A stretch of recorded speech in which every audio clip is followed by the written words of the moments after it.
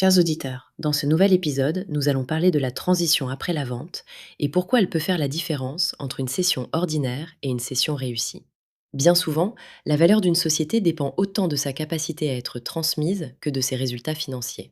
La transition est donc un levier stratégique qu'il faut déployer tôt, pas après coup. Aujourd'hui, nous décomposons une approche simple en 4 étapes pour préparer efficacement cette période clé. D'abord, identifiez les sujets dépendant de vous.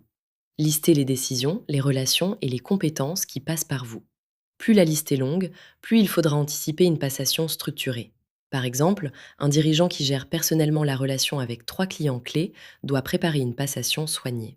Ensuite, cartographiez les risques opérationnels. Analysez ce qui pourrait créer une rupture, comme un chef d'équipe indispensable ou un contrat critique. La transition sert aussi à documenter et sécuriser ces éléments. Troisième étape, clarifiez votre rôle après la vente. Souhaitez-vous rester quelques mois ou plus longuement? Définir dès maintenant vos limites et votre implication facilite les négociations et évite les zones d'ombre. Quatrième étape, préparez la communication interne et externe. Informer les équipes, les clients et les partenaires au bon moment et de la bonne manière est crucial. Une communication mal gérée peut provoquer des départs ou des rumeurs et compromettre la transition.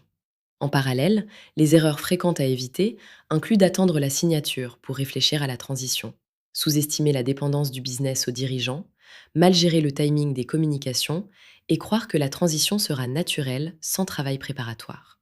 Passons maintenant aux bonnes pratiques. Définissez un plan de passation structuré. Créez un document simple décrivant pour chaque sujet ce qui est fait aujourd'hui, ce que le repreneur devra reprendre et comment vous aiderez à la transition. Sécuriser l'équipe de management. Des managers solides font une transition plus légère et renforcent la valeur perçue. Préparez votre sortie personnelle. Anticipez votre rôle et votre disponibilité pour éviter les tensions. En appliquant ces bonnes pratiques, vous facilitez la prise en main par le repreneur et sécurisez l'avenir de l'entreprise et de vos équipes. Chez Scale to Sell, nous accompagnons régulièrement les dirigeants sur ces sujets et constatons qu'une transition bien pensée renforce la valeur du projet, avant comme après la vente.